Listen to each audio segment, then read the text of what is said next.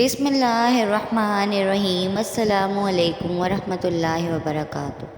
قرآن کریم کی 13 صورتوں میں مختلف ناموں سے حضرت عیسیٰ علیہ السلام کا تذکرہ موجود ہے۔ 26 مقامات پر عیسیٰ علیہ السلام، 23 مقامات پر ابن مریم علیہ السلام، 11 جگہوں پر مسیح اور 1 مقام پر عبداللہ کہا گیا ہے۔ قرآن کریم کی 19ویں صورت سورہ مریم میں حضرت عیسیٰ علیہ السلام کی والدہ محترمہ کے نام پر ہے، جس میں حضرت مریم علیہ السلام بنت عمران اور حضرت عیسیٰ علیہ السلام کا قصہ تفصیل کے ساتھ موجود ہے۔ اس کے علاوہ قرآن کریم کی 3 صورت سورہ آل عمران حضرت مریم علیہ السلام کے والد ماجد کے نام سے منسوب ہے، جس میں حضرت مریم علیہ السلام کی پیدائش کا واقعہ بیان کیا گیا ہے۔ قرآن کریم کی 5ویں سورہ المائدہ میں اس کھانے کا ذکر ہے جس کی فرمائش حضرت عیسیٰ علیہ السلام کی حواریوں نے کی تھی۔ حضرت عیسیٰ علیہ السلام نے بارگاہ خداوندی میں دعا کی، جس پر آسمان سے مائدہ یعنی کھانے کا خواں کا نزول ہوا۔ سورہ مریم کی آیات 16 سے 35 کے درمیان حضرت عیسیٰ علیہ السلام کی پیدائش کا ذکر فرمایا گیا ہے۔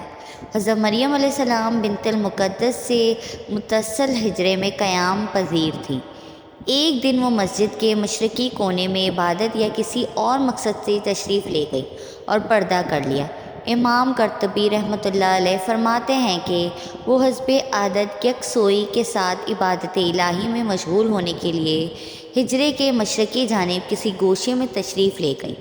حضرت ابن عباس رضی اللہ تعالیٰ عنہ سے منقول ہے کہ نصاری نے جو مشرق کی جانب سے اپنا قبلہ بنایا اور اس جانب کی بڑی تعظیم کرتے ہیں، اس کی یہی وجہ ہے کہ حضرت مریم علیہ السلام اس گوشے میں تنہا تھی کہ اچانک حضرت جبرائیل امین علیہ السلام انسانی شکل میں تشریف لائے۔ حضرت مریم علیہ السلام نے ایک اجنبی شخص کو یوں اپنے قریب دیکھا تو گھبرا گئی اور کہنے لگی، میں تجھ سے رحمان کی پناہ مانگتی ہوں، اگر تو اللہ سے ڈرتا ہے تو یہاں سے چلا جا۔ حضرت جبرائیل علیہ السلام نے فرمایا، تم مجھ سے ڈرو نہیں، میں تو پروردگار کا بھیجا ہوا فرشتہ ہوں اور تمہیں ایک پاکیزہ بیٹا دینے کی خوشخبری لے کر آیا ہوں۔ حضرت مریم علیہ السلام نہایت حیران اور پریشان ہوئی اور تعجب سے فرمایا، بھلا میرے ہاں بچہ کیسے ہو سکتا ہے؟ مجھے تو کسی انسان نے ہاتھ تک نہیں لگایا اور نہ ہی میں بدکار ہوں۔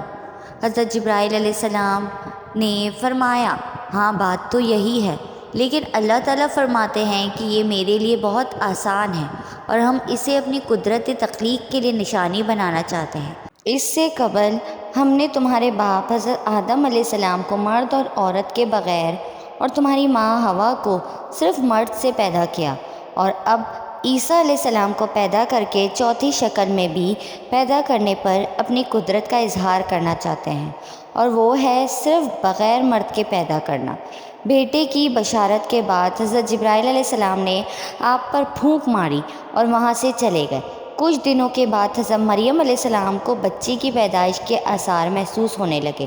جیسے جیسے پیدائش کے دن قریب آتے جا رہے تھے، آپ علیہ السلام کی پریشانی میں بھی اضافہ ہوتا چلا جا رہا تھا۔ جب پیدائش کا وقت قریب آیا تو آپ علیہ السلام لوگوں کے خوف سے بیت المقدس سے تقریباً 9 میل دور جنگل کی جانب ایک پہاڑی کوہ صراط کی جانب چلی گئی۔ یہی وہ جگہ ہے جو بعد میں بیت الحکم کہلائی۔ جب درد زا شروع ہوا تو آپ علیہ السلام ایک کھجور کے درخت سے ٹیک لگا کر بیٹھ گئی۔ زکزکی کی تکلیف کی شدت اور دنیا والوں کے خوف نے آب دیدہ کر دیا۔ کہنے لگی، کاش میں اس سے پہلے ہی مر گئی ہوتی اور لوگوں کی یاد سے بھی بھولی بسری ہو جاتی۔ علماء فرماتے ہیں کہ انہوں نے موت کی آرزو اس لیے کی کہ وہ عزیز و اقراب، خاندان، برادری اور لوگوں کو کس طرح مطمئن کر سکیں گی جبکہ کوئی ان کی صداقت کی تصدیق کرنے والا بھی نہیں۔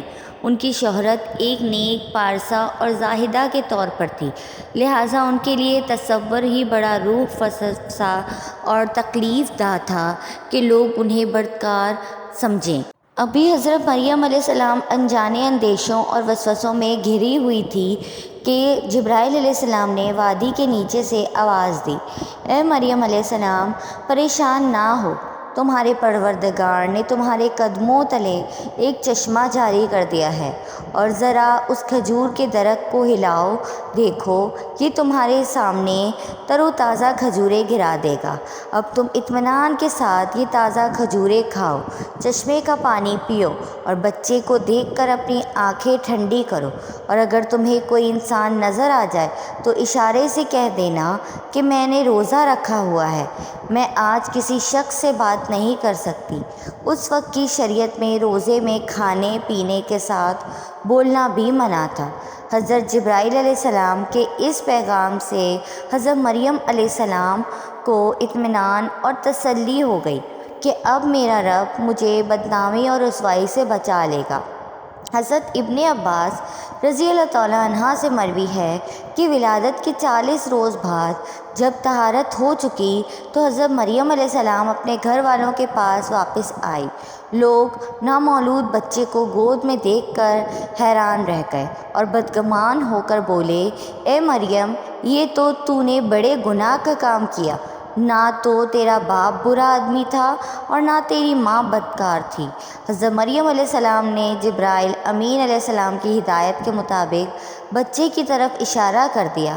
روایت میں ہے کہ جب خاندان نے حضرت مریم علیہ السلام کو ملامت کرنا شروع کیا تو اس وقت حضرت عیسیٰ علیہ السلام دودھ پی رہے تھے۔